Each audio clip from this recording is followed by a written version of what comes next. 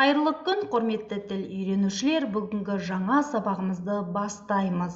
Бүгін сіздермен мен Алматы облыстық тіл оқу әдістемелік орталығы Қапшағай қалалық филиалының оқытушысы Гүлмира Әбілқасымқызы Дусанбаева. Сіз білесіз бе, Алясканың туын 13 жасар бала ойлап тапқан. Бірде-бір елде әскери сәлем сол қолмен берілмейді. Ағылшын кітапханаларында көбіне Гиннестің рекордтар кітабы ұрланып тұрады. Монаконың ұлттық оркестрі мемлекеттің әскерінен көп. Сахара шөлінде 1979 жылдың 18 ақпанында қар жауған.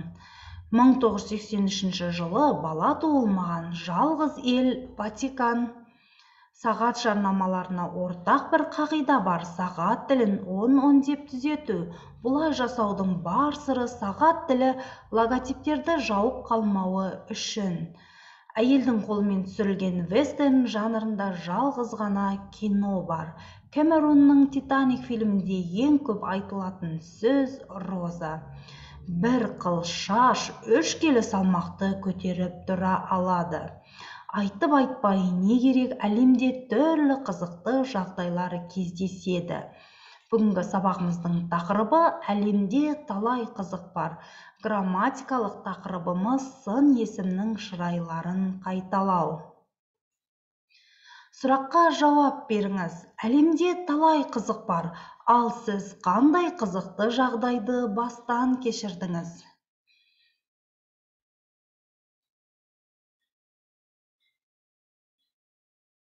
Тамаша. Ал енді бүгінгі сабақтағы жаңа сөздермен таныс болыңыздар. Жаңа сөздерді менімен бірге оқып, қайталап отырыңыздар.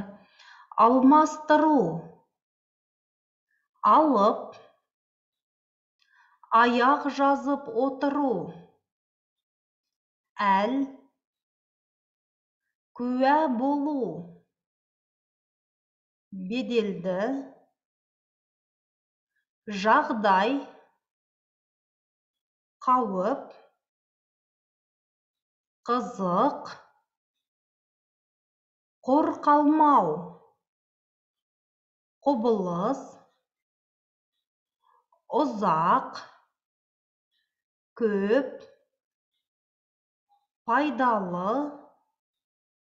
Сену. Сенбеу. Талап ету. Берілген жаңа сөздерді міндетті түрде өздеріңіздің сөздік дәптерлеріңізге жазып, оны жаттап алуды ұмытпаңыздар. Бірінші тапсырма: берілген жаңа сөздермен мағынасы жуық сөздерді табыңыз.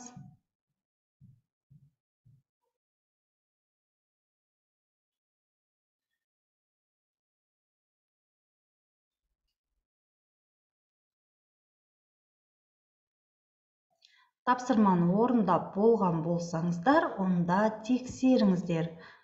Әл, күш-жігер, алып, үлкен, беделді, атақты, сыйлы, қауіп, қатер, жағдай, ахуал, пайдалы, тиімді. Тапсырманы ойдағыдай орындадыңыздар деп сенемін. Грамматикалық тақырыбымыз сын есімнің шырайларын қайталау. Сын есімнің шырайлары жай шырай, салыстырмалы шырай, күшейтпелі шырай және асырмалы шырай болып 4-ке бөлінеді. Мысалдарына назар аударыңыздар. Жай шырайда қызыл және аласа болса, салыстырмалы шырайда қызылдау, аласарақ. Ал күшейтпелі шырай қып-қызыл, ап-аласа, ал асырмалы шырайда тым қызыл, өте аласа.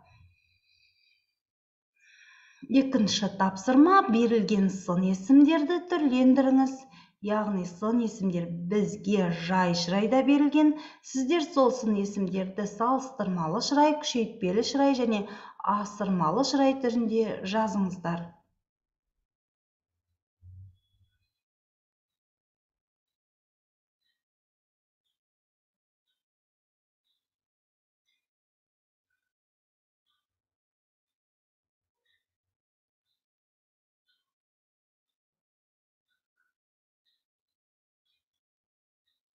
Тапсырманы орындап болған болсаңыздар, онда тексеріңіздер.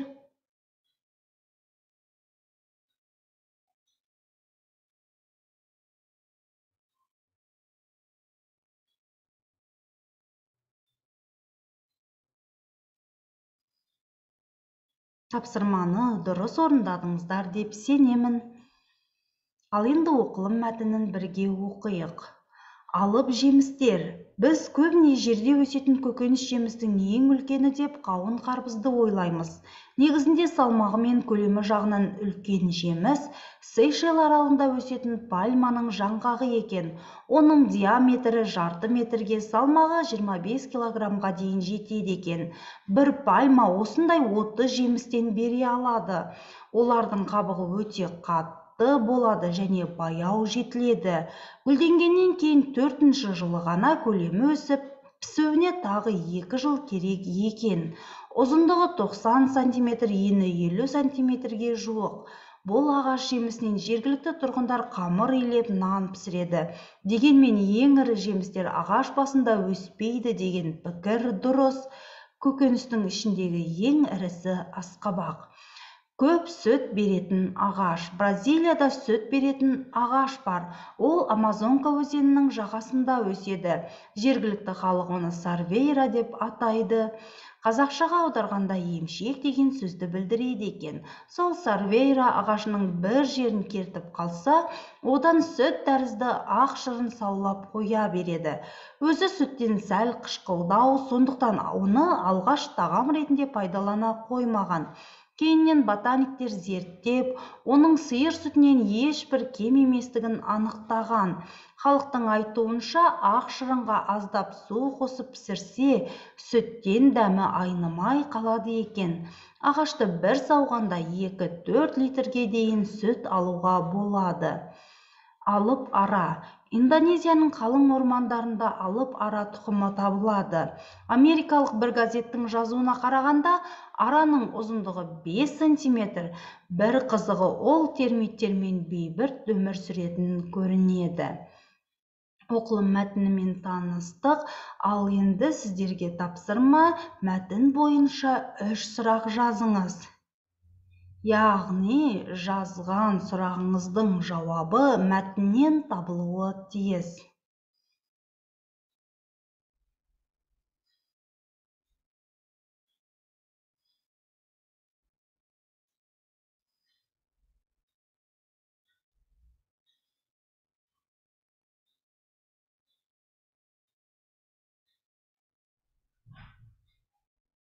Тапсырманы орындап болған болсаңыздар, онда жазған сұрақтарыңызды оқыңыз.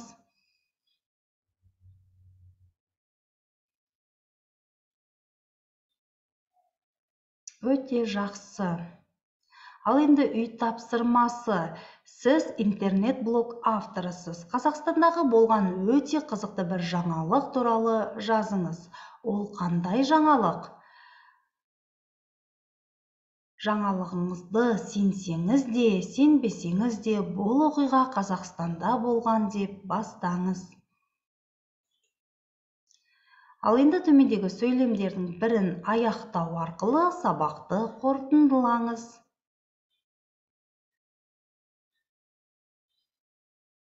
Өте жақсы. Бүгінгі сабағымыз осымен аяқталды. Келесі сабақта кездескенше сау болыңыздар.